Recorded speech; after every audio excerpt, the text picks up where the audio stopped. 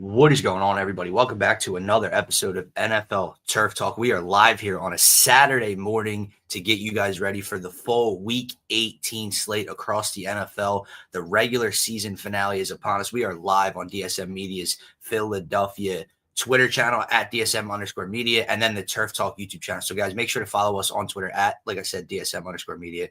Check out the link tree in our bio. It will take you to every other social media platform we are available on. If you want to be interactive and get your comments pulled up on the screen like so throughout today's show or any of our live streams, make sure to check out the YouTube link specifically. Smash that subscribe button, like the video, share it with your friends, family, any other football fans that you know of. I'm one half of your host, Dylan Davis. To my right today, my faithful co-host, Scotty. As always, it's over, bro. Well, it's not over, but we're a few hours away from it being over, and it feels like we just started this journey for season 3 of Turf Talk back in the summer, and we were itching for football to get back. We couldn't wait. We would take any football, Scotty. Remember that. Remember that today, and remember that tomorrow when you're watching 20-point favorites and you're watching guys that you didn't even know were quarterbacks in the National Football League. Remember when back in the summer you would say, I would do anything to just watch football, any football at all. I think you might backtrack those words. However, it just means we're closer to the postseason, and that's what we're really focused on now. But happy Saturday, my man. Yeah, happy Saturday, brother. I will say, man, I feel that we got at least one game in every time slot that is worth viewing. Right. And, 1 p.m. tomorrow, that's probably the weakest time slot, but we got the Birds at that time. So we'll watch the Eagles, even if it is the backups. And I am going to find it entertaining somehow for us to beat the Giants with our backups. Like, it is going to be very entertaining for me. But to your point, you got a lot of non-starters playing this week in the NFL. A lot of teams already have their futures figured out, so they don't really need to compete any further, risk any further in order to get anywhere higher. So you are going to see a couple teams rest their starters, a couple of the top teams, especially like the Chiefs. I'm interested to see what one of the bottom feeding teams decide to take their starters out as well.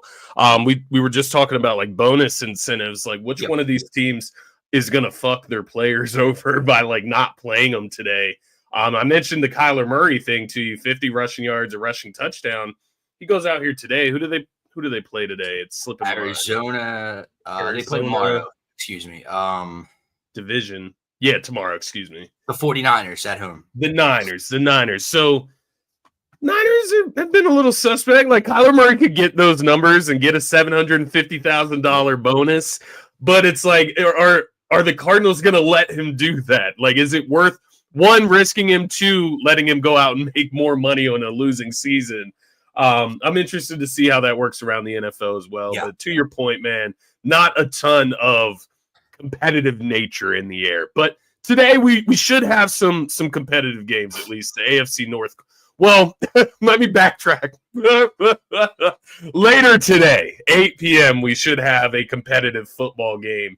Now that I say that, and I say it out loud, are the Steelers going to compete hard if the Ravens win? Do they have an incentive to win? I don't believe so. Let me just check the standings in the AFC wildcard picture, because let's see, Pittsburgh right now 10-6. So kind of, it does depend. They're 10-6 and the Chargers are 10-6. If they were to lose and the Chargers win, obviously, man, maybe that depends who you want to end up playing, right? If it ended today, you would play the Texans. If you slid to the 6th, you would play the Ravens. So I'm taking, I would want the Texans, man. Yeah. 1,000%. Okay, so that kind of puts it into perspective, because as I was talking through that, I was like, because the Ravens are 11-5 right now, and the Steelers are 10-6. Yep. So obviously, if the Ravens lose, I'm not sure how that tiebreaker works. If the Steelers would ultimately win the division in that case, but I guess if the Ravens have to win today to win the division, that is the case. The Steelers would win the division if the Ravens lose. Yeah, and so, I got a funny stat for you in this Browns Ravens game before we get into it. But it's funny, man. You're talking about incentives, and it's we spent all day yesterday, we spent all week talking about Saquon Barkley and the Eagles, and it's not a sentiment, the record and everything like that. But when you are talking about almost $1 million for people, no matter if these dudes are making $180 million, a lot of money still. It's still a lot of money. So how are you? It's not a record. Like, it's one thing to say, hey, Saquon, I know you want to go for history, but we're trying to win a Super Bowl. Where if you're the Cardinals and Kyler Murray, if you are Tony Pollard and the Titans, whatever it is, I know Mike Evans, but obviously they have to win to get in, so he'll play a factor there. Yeah. But like, how are you going to tell Kyler Murray, right, you don't have a chance to go play for $750,000? There's no shot. Right. There's no chance. You're not making the postseason. You're about to hit the offseason. So it is different than chasing records. But it is interesting when you're talking about franchise quarterbacks and rushing the ball and trying to go out and do something like that. So even for some of these playoff teams, like I'm looking at like Von Miller, who needs a sack for a $1.5 million bonus. Plays for the Bills, though. They don't need to play their starters today. One sack for $1.5 million, man. Against who? The Patriots today or some shit like that? Is it the Jets that they play? It might be the Patriots. I won't lie to you guys. I only looked at the matchups that mattered. Honestly, those are the only ones that are sticking in my head. So I'm not going to sit here and act like I went over the Bills and Pats and who the backups are for the Bills that are going to be playing. I didn't get that deep into it this week. I'm just kind of looking at what matters going forward. But yeah, man, it'll be interesting to see how some of these teams kind of play it out. Where do you want to start, man? Because I know we didn't do Thursday. We got power rankings to get into. We can definitely talk about the slate a little bit, maybe make some picks on what we think is going to happen. And then probably just finish with best bets. There's not too much this week, man. Yeah, but I guess let's start with the playoff picture and what can change over the next 2 days and what kind of matters. And then we'll get into our final power rankings of the regular season heading into the postseason, which will be a lot of fun. But with that said, I don't remember. Again, it's always short-term memory with me over here with these NFL seasons. But there's only one playoff spot available. Like, that can change. Like obviously seeding and all can change. But week 18, there's one spot open in the AFC playoff picture that is still up for grabs between the Bengals, the Dolphins, and the Broncos. It is the Broncos' route to get there. All they have to do is beat the Carson Wentz-led Chiefs tomorrow and at home, and they are in. The Bengals have a route there. We'll start with them in a minute, but that's it. Outside of that, like, there's just positioning and seeding in the NFC. The winner of the Lions-Vikings 1-5, which is obviously a humongous difference. So that's very, very important. And then the Commanders would have to lose, and the Packers would have to win for the 6 and 7 seeds to flop, who would get the Eagles in the first round in the wild card.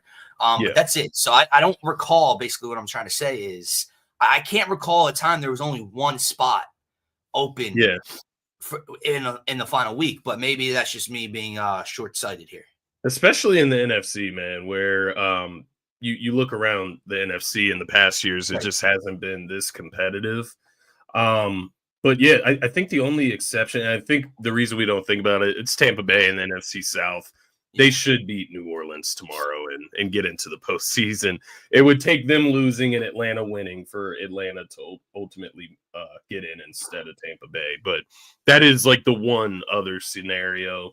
But to your point, man, you look at this NFC, we talked about it the other day. You're going to have a 7 seed with at least 11 wins. I understand there's going to be a division winner here. If Tampa Bay loses, there will be a division winner that's 9-8. If they win, you'll have a division winner with 10 wins. So least amount of wins in the NFC is 10, right? And I don't think we've seen that in the past. Obviously, like you said, maybe it's all short-sighted, but it just doesn't feel like we've had teams as competitive in the NFC. Like, I guess compared to the AFC, how many teams in the NFC do you think can actually win the championship? Have any teams that weren't in the picture slipped into the picture this season for you? And I can only think of one, like, maybe team that has like came out of the picture and came into it, if that makes sense. I mean, I have to say Minnesota, right?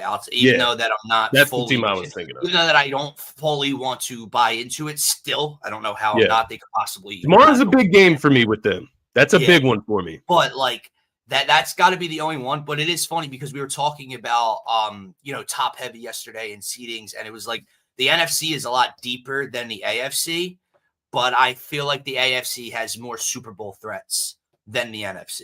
Right. Like, so I look around and I see the possible 11-win Washington Commanders. I see the possible 12-win Green Bay Packers. I don't view them as Super Bowl contenders. The LA Rams, the Tampa Bay Buccaneers, I don't view them as Super Bowl contenders. We're talking about the Vikings possibly being in that conversation. To me, the NFC has two, which is why there is so much pressure on our Eagles, because you should be at the top of that list. The AFC, it's a lot weaker once you start to get into the actual like wild card teams. However, they probably have 3 or 4 that can legitimately go and win the Super Bowl and be a threat to you. In the Chiefs, the Ravens, the Bills, and I'm sure you can make an argument like, I'm not going to say another team, but there's 3, and there's really the NFC. Where would your mind go to next in the AFC? Pittsburgh? Yeah, but I don't. Yeah, because the Chargers have a great story. I'm not buying that just yet. They don't have enough talent. Yeah, and it's like Green Bay and Washington compared to the Ravens with 11 wins. Right. The Ravens' 11 wins, for whatever reason, feels a lot stronger than those two teams. There's history to it, right? Like they're a team that's been and hosted the AFC Championship, and then you have the newcomers in Jaden Daniels and him being a rookie quarterback and first-year head coach and all that different stuff. So it's something to keep an eye on, man. But with that said, let's get into today's games. Let's take a look at that AFC playoff picture. The stat I had for you. Yeah. So if you guys can't see, just go on any sports book, go on ESPN.com.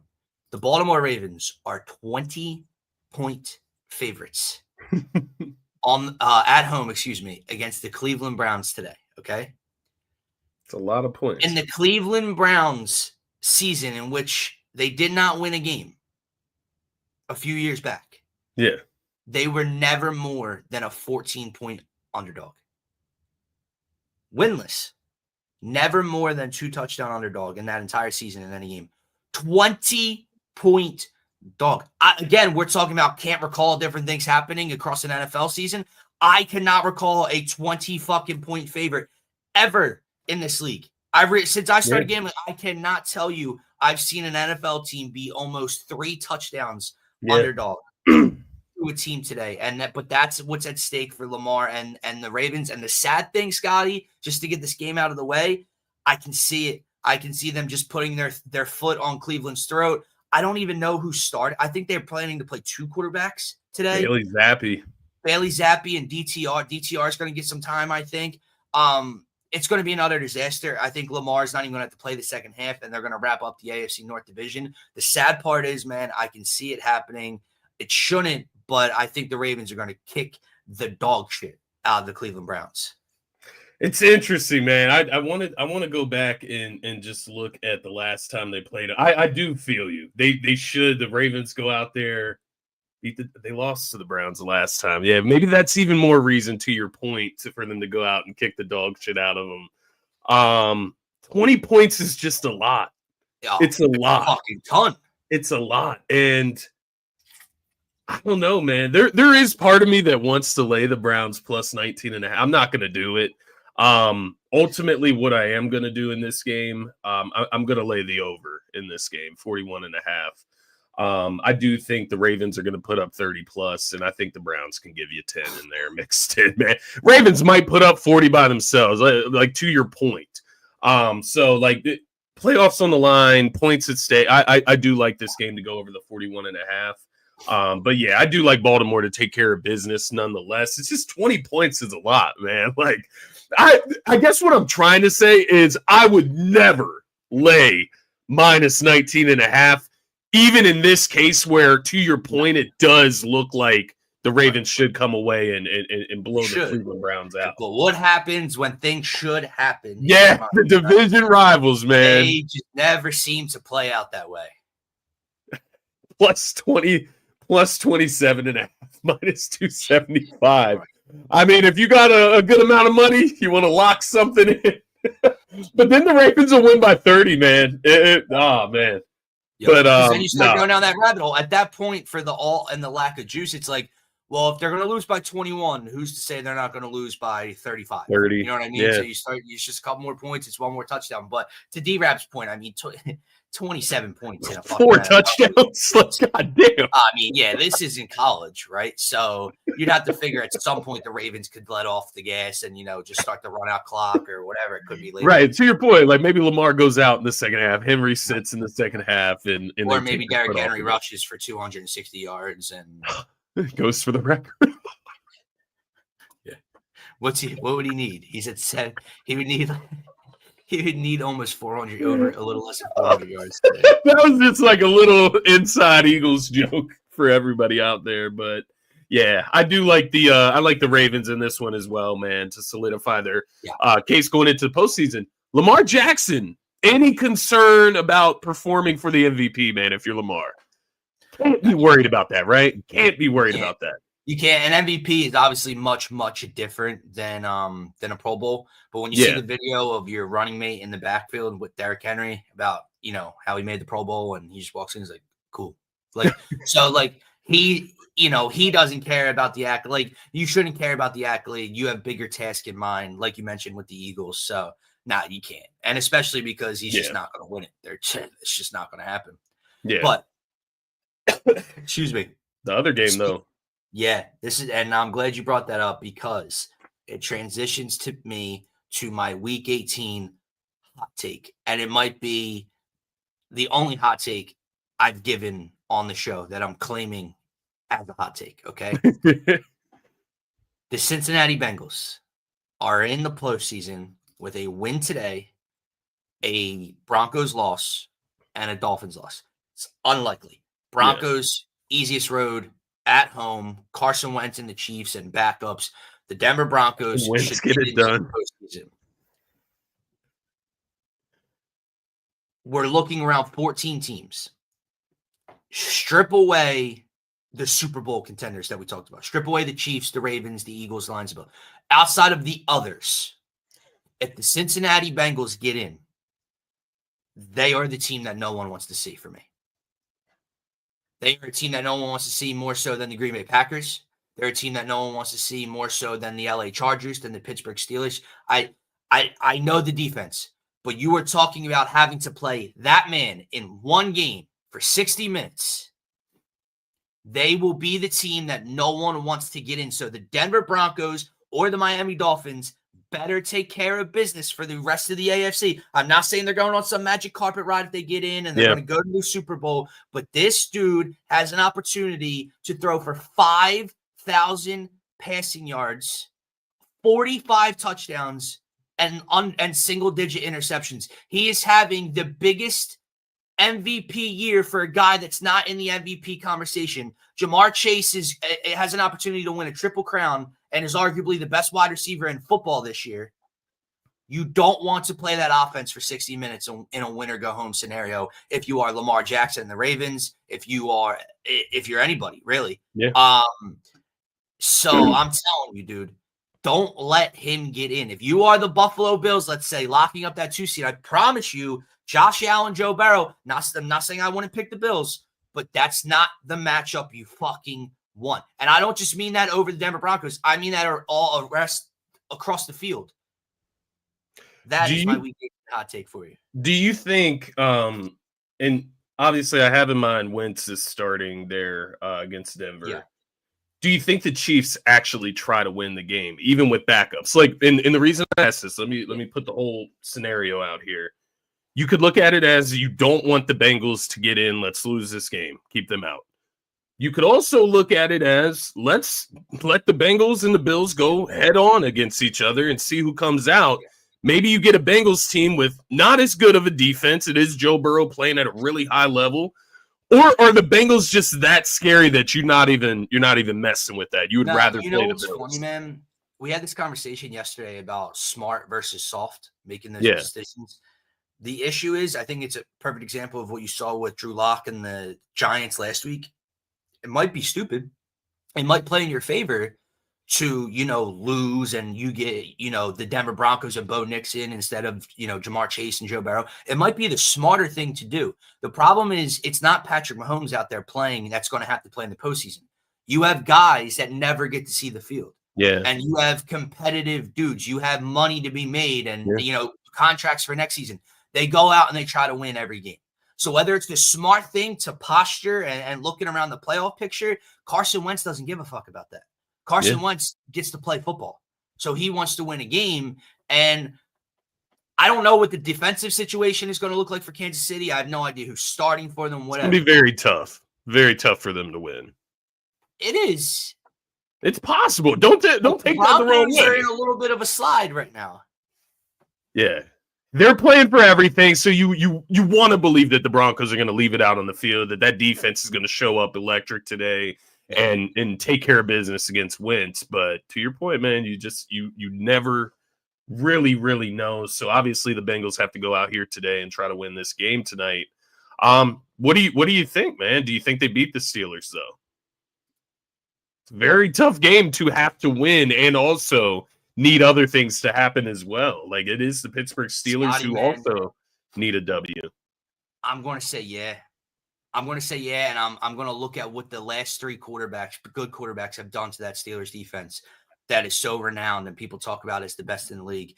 What Jalen Hurts, Patrick Mahomes, and Lamar Jackson have done to them over the last 3 or 4 games has been disgusting. And I expect Joe Burrow to do the same. And I'm starting to picture it, man. They win and they set up an interesting day tomorrow. And I'm like, oh, well, even if the Broncos find a way to lose, they still need something else. The Miami Dolphins are an underdog at the Meadowlands against the Jets tomorrow afternoon. I don't think 2 is playing. A 1-point underdog. Pretty sure Aaron Rodgers is going to retire, right? Is he playing? He's playing. Apparently he's playing. Might be his last is game. doubtful. So... yeah, and if the Bengals make the playoffs, Joe Burrow is the MVP in my opinion, man. That would be the big stipulation that me personally, I would place in this last week of football around the MVP convo. Especially if he goes out there and lights it up against Pittsburgh, what's supposed to be a great defense. I will tell you this, man. Burrow, 300 plus passing yards, plus 125, man. It just like what? Like I get it. It's the Steelers defense, but Burrow on his last leg, win or go home, like needs a win to make the playoffs, man. Nah, I love Burrow over 300 passing yards today. You got the T. Higgins plus 100 for a touchdown. I like that as well, man. But if the Bengals make the postseason, Burrow is absolutely my MVP this year. I will say this though about the Steelers, bro. In that first matchup, that was Russell Wilson's best game of the season, maybe his best of his career. I don't know, but 44-38 victory in Cincinnati for the Pittsburgh Steelers. That's right. The Steelers put up 44 points. Yeah, I mean that's since he's Achilles heel, brother. Like that's why they're not going to be Super Bowl contenders, but you might get 35 dropped on your head. 414 passing yards, 3 passing tutties. So we'll see. There should be a bunch of points scored in this one as well. I think we took the Steelers that day, if my memory serves correct. I think Russ started the game throwing a pick 6. Yeah, that is correct. We did. And then things kind of turned around for us. But I think they get the win. I agree with you. I agree with D-Rab. And then I think it sets up a very interesting Sunday slate for possibilities for Joe Burrow. And excuse me again. I know we kind of hounded on that conversation a week or 2 ago, but it is the truth, man. Like that to me is the seal. Like if he gets them to the postseason, I don't understand how it doesn't have him in the MVP. Like I understand if your team doesn't make the playoffs, how are you in the MVP conversation, right? Yeah. But if he gets them into the playoffs and they end up going on this winning streak and they beat the Pittsburgh Steelers and this team, and he throws for almost 5,045 and 8 picks. The fact that he will not be in the conversation, what? Because Josh Allen's team won a couple more games. Like again, does any context matter? Like when we talk about how they have 4 losses, scoring 33 or more points this year? Does that matter? So the fact that he's not even in the conversation is mind-boggling. I think another guy in that conversation, man, that is in a winning or get in spot, it's nowhere near the same as Joe's stats, but Baker Mayfield, like, not saying at all that Baker Mayfield should be a top 2 candidate for the MVP. He should be in the fucking conversation with the year he's having. And he lost Chris Godwin, and Mike Evans was out for some time. Like, Baker's having a ridiculous season. His team has a chance to win double-digit games and win their division, and these dudes just aren't even being recognized in the conversation at all. Yeah, like, no. We're at a point where Saquon Barkley should have and could have broken the all-time rushing record, and it's like they have fizzled him all the way out of the conversation almost. Plus 3,000. That is unfucking believable to me. Baker Mayfield's plus 30,000. Which I get it. Like, I get where everything is trending. I get why the odds are that way. It's just they're not that far off between the seasons that they're having. Baker Mayfield and Josh Allen. Too many picks. Like, I will say 15 interceptions is a lot of interceptions with a game to play. Yeah. 39 passing touchdowns, a couple rushing, over almost 4,300 passing yards. He's going to have an opportunity to throw for like 4,600 yards and over 40 passing touchdowns with 10 wins and a division title, and he's not even in the realm of the conversation. Yeah. It's interesting. That's wild to me, dude. It really is. Interesting. But doesn't really make sense, but no, not to me. But let's take a look at this Sunday slate, man, and take a look around the NFC playoff picture, because I think outside of the Bengals and the Broncos posturing for that 7 seed, more than likely, the Ravens or the Steelers having an opportunity to flip in the standings.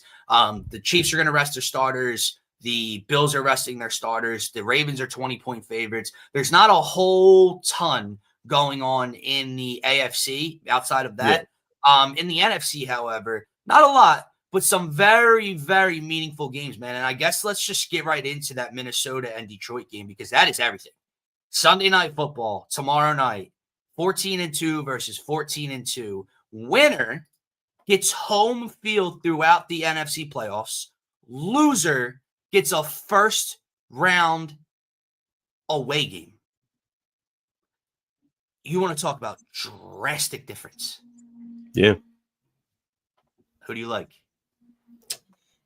Yeah, it is interesting because for both of these teams, I think home field advantage matters a lot, especially when you're looking at potentially playing a team like Philadelphia, especially if you like the Lions, for example. If they lose, they drop down to the 5 seed, you beat whoever and get to the NFC Championship, you have to play the Eagles, whatever the case may be, right? I don't know how the seeding and the matchups would work like that. But you would go to their house. You would go to anybody above you's house for the NFC Championship as a 5 seed versus a 1 seed. You're hosting everybody throughout the playoffs until the Super Bowl. So, yeah, it is a big, big game. You look at the Minnesota Vikings coming into this one. I think they've won 9 straight so far. It's the longest win streak in the NFL. Sam Darnold playing some great football, getting Addison, getting everybody involved. Naylor, Justin Jefferson, Hawkinson, all of those guys are getting involved offensively. The thing that is so interesting to me about these teams, man, when I look at these teams versus the rest of the contenders in reality, you have the 28th ranked pass defense going against the 31st ranked pass defense. The Lions have the 31st ranked pass defense by stats, right? The Minnesota Vikings have the 28th ranked pass defense, and yet the Vikings have this world-renowned defense under Brian Flores. Mind you, they're 4th in scoring, so they get a lot of turnovers. They take advantage of their opportunities for sure. It's just interesting looking at how these teams will play out through the rest of the playoffs, because you look at the rest of the NFC, bro. You mentioned it already. You obviously got Jalen Hurts, the Eagles, A.J. Brown, Smitty, so on and so forth. You've got the L.A. Rams with Matthew Stafford, Puka Nacua, Cooper Kupp. You've got the Green Bay Packers with Jordan Love and all those guys out there, plus the running game with Josh Jacobs. You've got the Commanders out there with Jaden Daniels, and he gets Terry McLaurin involved, and Zach Ertz and Olamide Zaccheaus and all this. Those offenses going against the 28th ranked pass defense or the 31st ranked pass defense. It is just it's interesting to have a part of your team that is that Even bad, so vulnerable, and be so good as a 14-2 teams that we see here today. So that was just like a big red flag for these teams moving forward for me, because we've seen teams like this before. We've seen Eagles teams like this before, where they're winning a bunch of games, but that defense, especially that secondary, is looking a little shaky, right? And that's what I'm picking up from both of these teams. I will say this, ultimately viewing this game only right now and who I think is going to win, I am going with the Lions at home, man. I think as good as the Vikings have been, you have to, once again, this is probably the biggest stepping stone, at least on my rankings. You have to go into Detroit and beat Detroit for me to pick you over the Detroit Lions. And it's just as simple as that for me, man. The Detroit Lions at home, must-win game, want to lock up home field advantage throughout the playoffs. And in reality, I think they are the more talented team. So I'm going to go with the Detroit Lions at home to hold it down against the Minnesota Vikings. I do think it's going to be a very close game. I do think the Minnesota Vikings are a good team. I'm not trying to disrespect them. I just think the Lions are a great team. And I think this is a game where if you're Minnesota, you can show that you're a great team. You're in that discussion. Maybe you're even better than the Lions. If you're the Lions, you can hold down the fort and show that there's tiers in the NFC right now and that the Vikings still aren't at their tier just yet. So I do look for the Lions to hold it down at home in this one, man. But it should be a good game for sure. How you feeling? I agree with everything you said. However, my lack of faith in the Vikings isn't as strong as my spite for Dan Campbell and the Detroit Lions. Fair enough. I, for some reason, feel like the Vikings get it done. I think it's going to be a close game. I think both of those defenses are going to haunt them at some point. I think the Vikings are going to turn Jared Goff over at some point. And I don't know why. I told you all year long. We talk about it all year long. 1-9 straight. I don't buy into them. But at what point do I stop that? And the injuries that Detroit have sustained all year long, their head coach's aggression, the fact they didn't even need to play their guys last week, and they went out there and I don't know. I don't know why I'm buying into them this week. I see it, and then I see a problem for Jared Goff and company in Tampa Bay in the first round of the postseason. So that's all I'm going to throw out there. I think he cost them tomorrow. He could, man. He could. That would be the major concern, along with injuries, health, going into the postseason for the Detroit Lions. But that's why this game is so much more important to win, to come out with a victory at home against the Minnesota Vikings, so you can lock up that bye week more specifically and earn your team some rest. So I do think when we even look at this game, who's it more important for? Who's the home field advantage more important for? I think it's Detroit, man. I do too. I think, again, when you're talking about those defenses, which one can turn you over and be more of a hazard for you? I think that's Minnesota's. And I think on the road that can go a little bit further than what the Lions will have to do. Again, I'm not saying they're going to lose in the first round, right? I'm not even saying they probably aren't even going to lose tomorrow. I'm probably way off here. They score, man. They score points. I give it that to them. But Baker, you've got to play Baker or the Rams in the first round. Things can get interesting, and that's just the start. So it's funny. I feel like I've started to flip-flop on the Vikings and the Lions as the season has kind of come to an end. My power rankings might not reflect that too much, but I don't know. Maybe I'm just being petty and spiteful because one head coach in particular gets wrecked for his aggression and his style of leadership, and the other one gets fucking praised for it, and he's the coach of the year, and he's the man, and he's biting your kneecaps off, and he's this and he's that, and it's like, dude, I can't wait to watch him cost his team again. It almost brings me joy. I feel it. I don't have anything against the city of Detroit. It just would bring me joy.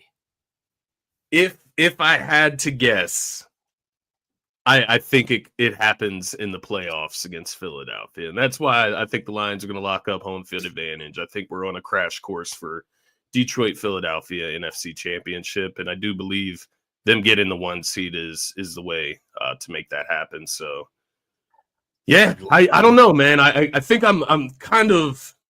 It's not that I'm buying in more on Detroit. I think it's just that the postseason is here, and I'm going to go with the team that's been there. But this is a big moment for the Vikings for sure to prove themselves. We keep talking about Achilles heels and defenses and everything like that. Yeah. Let's see what Sam Darnold looks like in this scenario tomorrow night. It's going to be huge, man. But let's see what Jared Goff looks like tomorrow night. Let's not just start to glaze over Jared Goff like he doesn't have a letdown spot in him ever. We've seen it, and we've seen it on national television this year. So we'll see how. Very fair. That is very fair.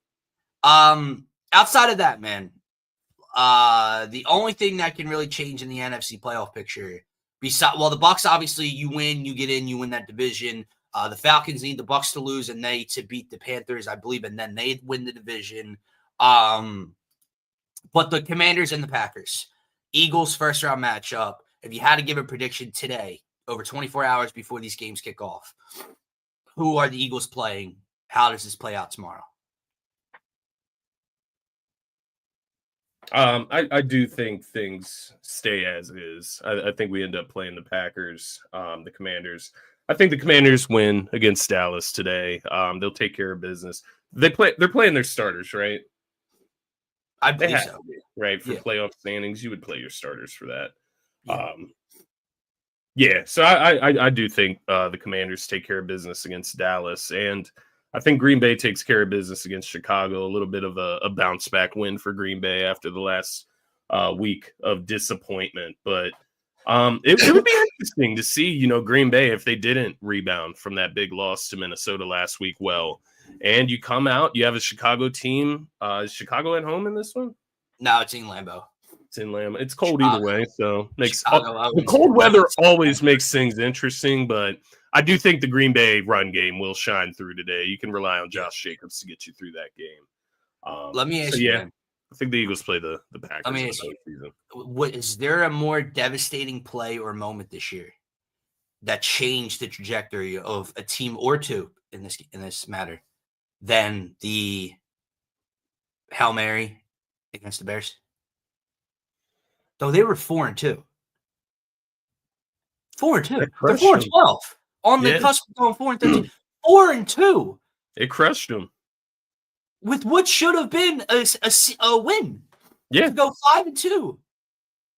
So was there a more devastating moment than that this year for a single team? To be fair, I don't think they were ever going to get anywhere with Matt Eberflus. I think he was fucking horrible. But yeah, they're 4-2. We were talking about them on here. They were kind of in that group with the Cardinals, right?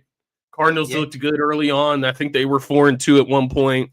And that's where you kind of see your season. You either make it or break it, man. And they both kind of went in the opposite direction. A little bit worse for Chicago than Arizona, obviously. You know what's funny? Need to get a QB guru in there in Chicago to work with Caleb.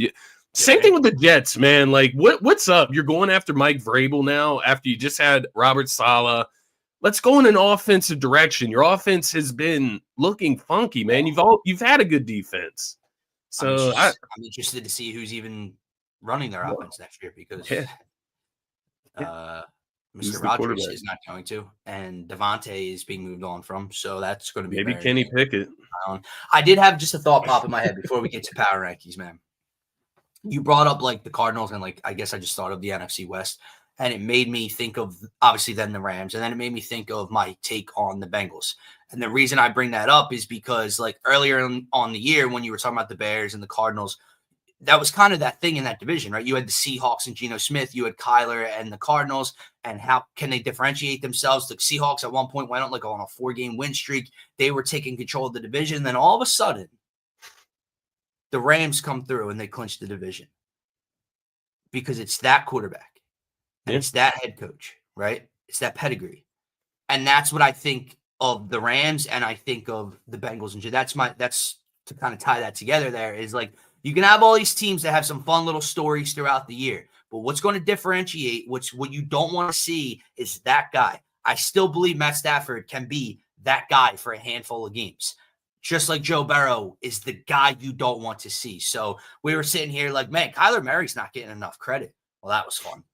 And at one point, Geno and the Seahawks should have had the division locked up. Well, that was fun. And then all of a sudden, here comes what we knew was the best quarterback in the division, and they take over. Same kind of thing I'm looking at when it comes to the Bengals and Joe Burrow. But yeah. I will say Matthew Stafford played horrible over the last couple of weeks. That offense has been horrible, and their defense I think they have one touchdown in the last 8 quarters. Yeah, their defense has stepped up over the last few weeks. That's been pretty impressive. And I do think getting the rest this week, having some downtime this week will help them more than other teams. Yeah. Guys like Cooper Kupp and Matthew Stafford, we're a little bit older, and I think they could use that rest. So just a wee bit. Yeah, that'll be good for the Rams, man. All right. That's the Week 18 roundtable. That's what can happen across the playoff picture. Let's get into our final power rankings of the 2024 season. We're now in the 2025, Scotty. January. I'm just going to run through this real quick, and then I'll let you go. Because mine's very simple. And I'm going to continue to be petty. And if you remember why I said petty a couple weeks ago, I'm going to say that way.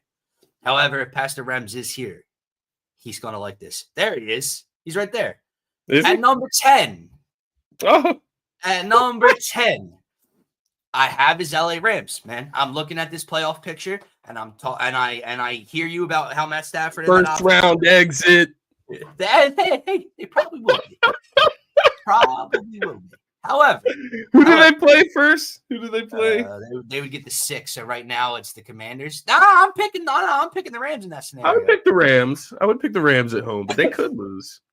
They could, but I'm going to pick the Rams, and because I don't have the Commanders inside my top 10, so there's the pettiness. I do have them. I was talking to you about Matthew Stafford in those moments, and I just think something can still happen. At number 9, I have the LA Chargers as the season comes to a close. Man, the job that Harbaugh and Justin Herbert have done this year, one of those teams not in the same light as the Bills, haven't done as much as Josh Allen, obviously. What Herbert and them have done with less and moving on from their weapons from last year has been pretty fun to watch. And I'm interested to see how Justin Herbert can look in his first playoff matchup this year, if he can start to change that narrative a bit. And we could have a Harbaugh Bowl. So I had the Chargers at 9. At number 8, I had the Pittsburgh Steelers. This is a team, if you asked me a month ago, that I thought was a top 4 or 5 team in the league. I thought the job that Russell Wilson and this offense was doing, I thought how good their defense was. That has just come to a complete halt. Russ and the offense look stagnant. They cannot run the ball. And like I said earlier, what great quarterbacks have done, like Mahomes, like Lamar, like Jalen, to that defense in recent weeks is a problem for them, and it's going to be a problem for them tonight. But they're still inside my top 8. At 7, I had the Green Bay Packers. At 6, I had the Minnesota Vikings. Again, I picked the Vikings to win tomorrow, which would mean they're going to be the number 1 overall seed in the NFC. And for some reason, I still don't have them inside my top 5. I do not think Sam Darnold and company are going to win a Super Bowl, but I still believe they are better than the Green Bay Packers. We saw that last weekend. Jordan Love and company had an opportunity to change the narrative surrounding them. They went 0-5 against the Lions, Vikings, and Eagles this year. So not good company for the Packers in that regard. To get in my top 5, I'll run through very quickly. The Ravens at 5, the Lions at 4, the Bills at 3, the Eagles at 2, the Chiefs at 1. Those are the 5 teams that I think can win a Super Bowl. That's it. I don't take it any further. I don't include the Packers. I don't include the Vikings, who might be the number 1 seed. Those 5 teams are the teams that I think are legitimate Super Bowl threats. Like we kicked off the show with, there are 3 representing the AFC, 2 in the NFC with the Eagles and Lions. And yeah, I think that is how my season comes to an end, man. I want to put the Birds at number 1 so badly. You can't.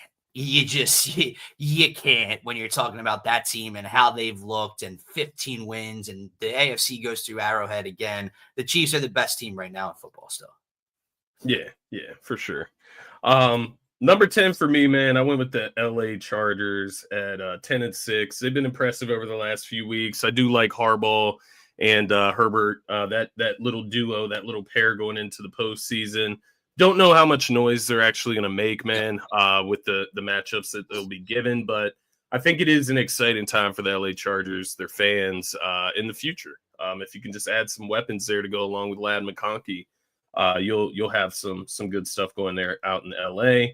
The other LA team at number 9, the LA Rams, 10-6. They've won 5 in a row to close out the season here. You get Matthew Stafford a little bit of rest. You get Cooper Kupp a little bit of rest. You get the whole team a little bit of rest. The defense has cranked it up a little bit. Actually a lot over the last couple of weeks. They've actually balanced out with how bad the offense has been in order to get some W's. So that has been a positive mixed with the negative there.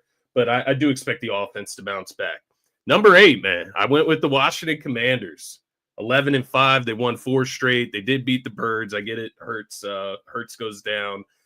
They got to close out the season here with a victory against the Dallas Cowboys. I don't think they'll have too much trouble doing that today. We'll see how much the Cowboys want to play spoiler for them.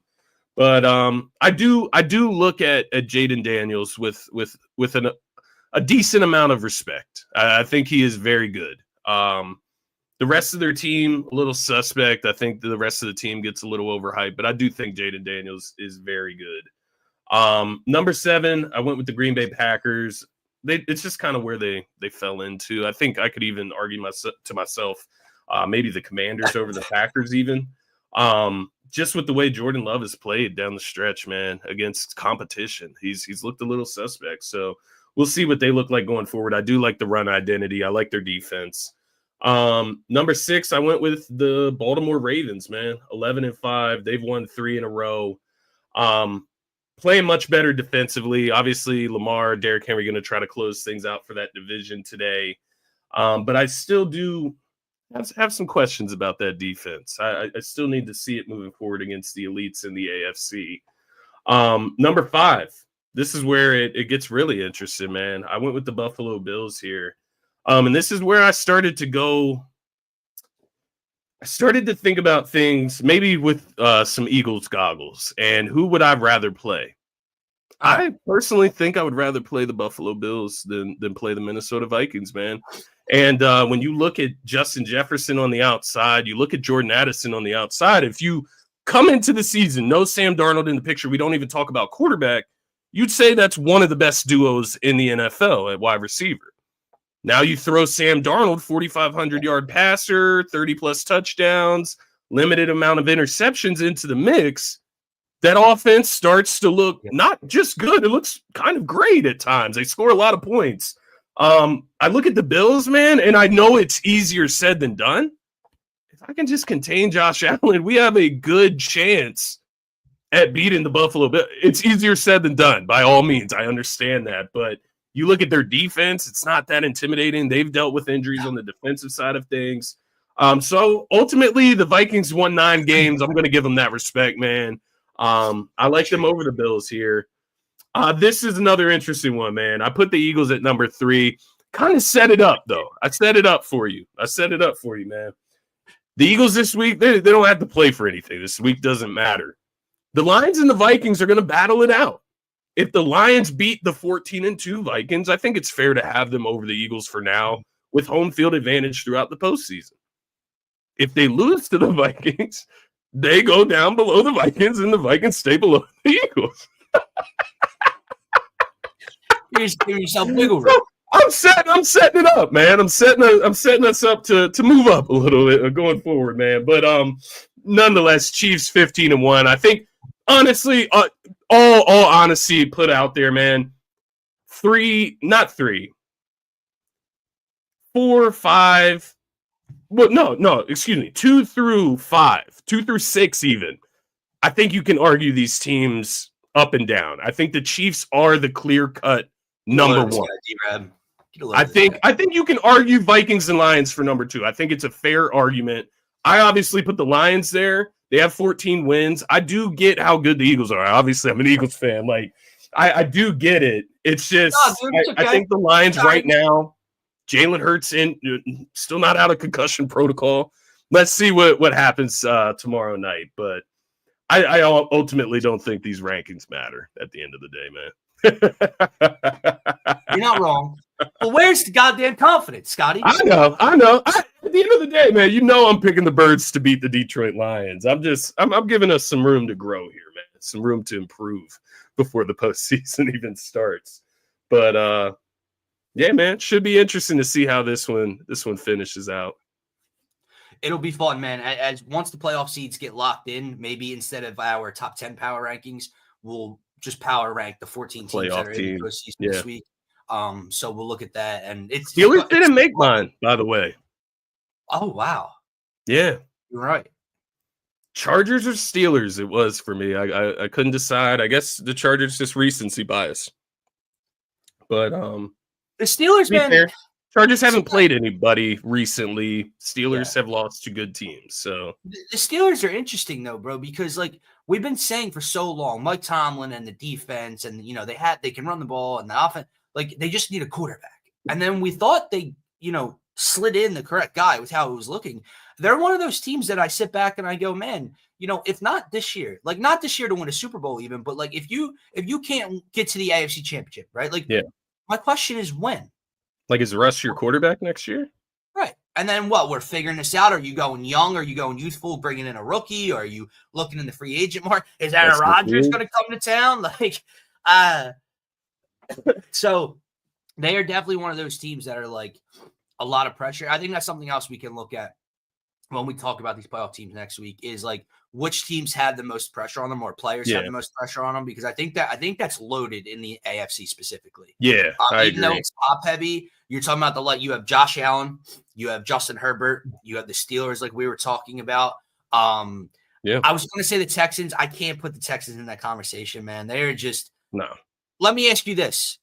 Out of 14 teams that we're looking at, would the Houston Texans be number 14 on your list?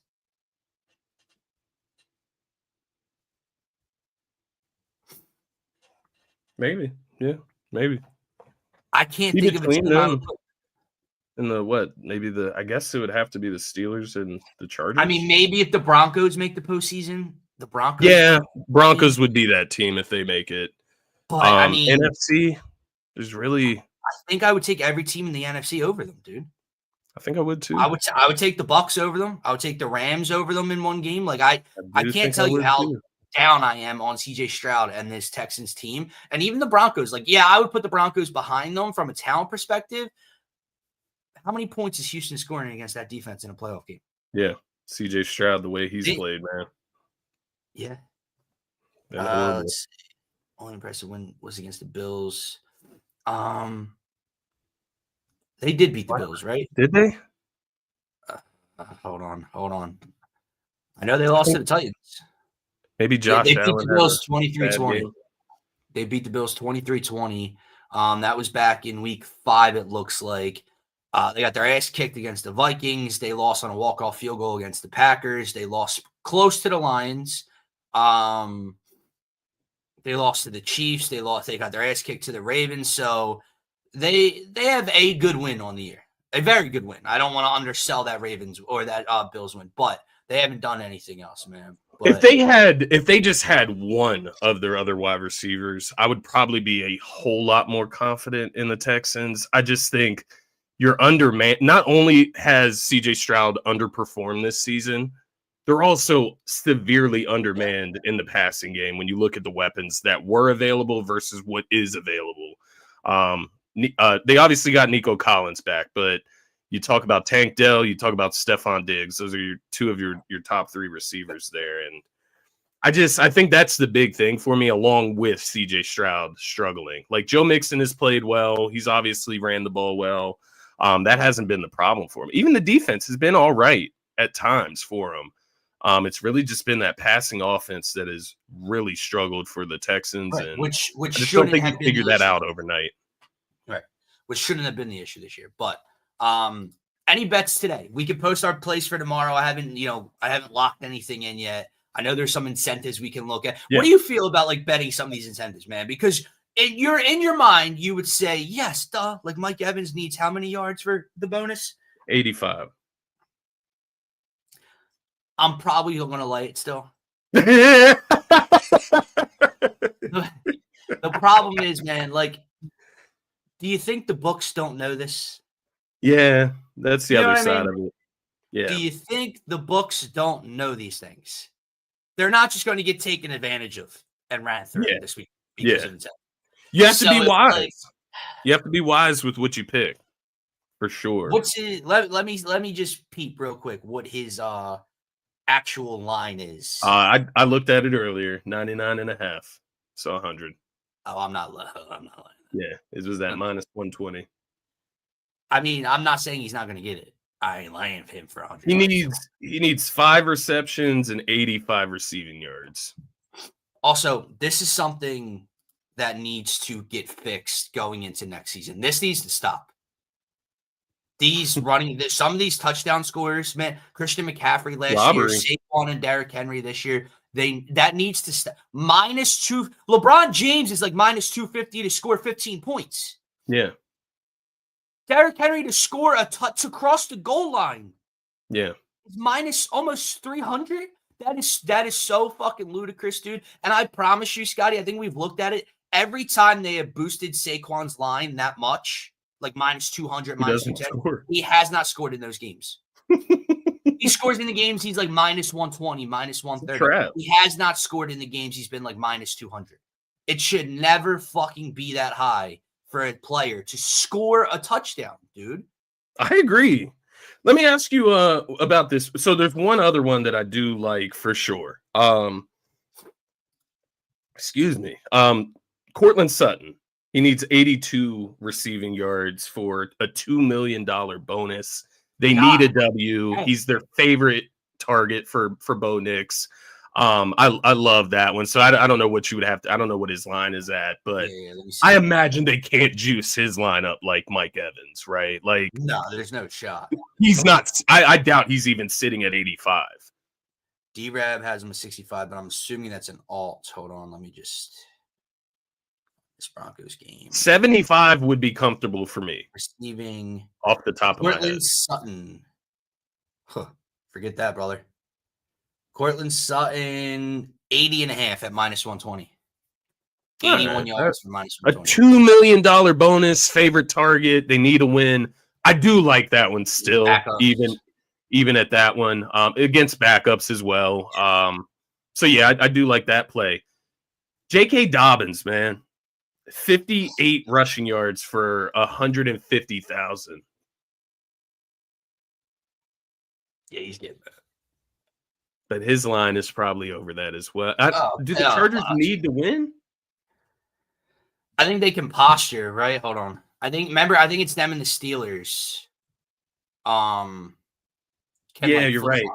10-6. They're both 10-6. So if the Steelers win, the Chargers need to win as well to keep their place.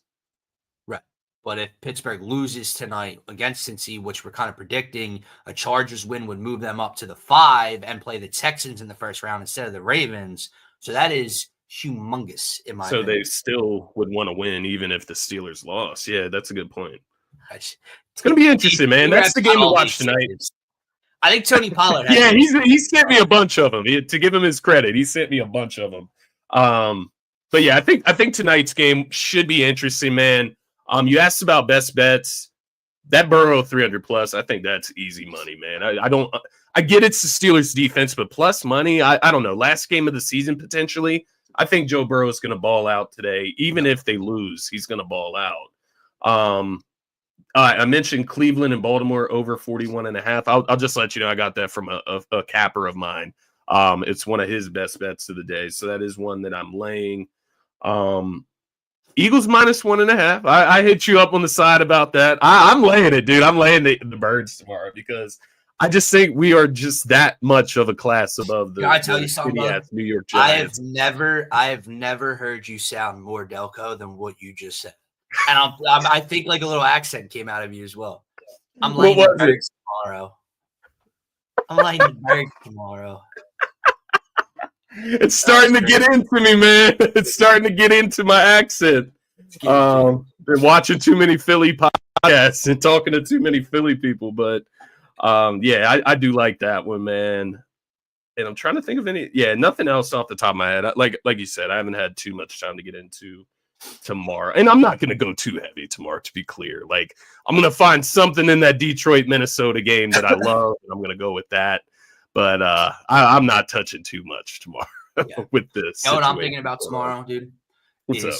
how many pairs of socks and gloves I need to wear. Fresh snow on the ground. Listen to me. I have never regretted saying yes to going to an Eagles game so badly in my life.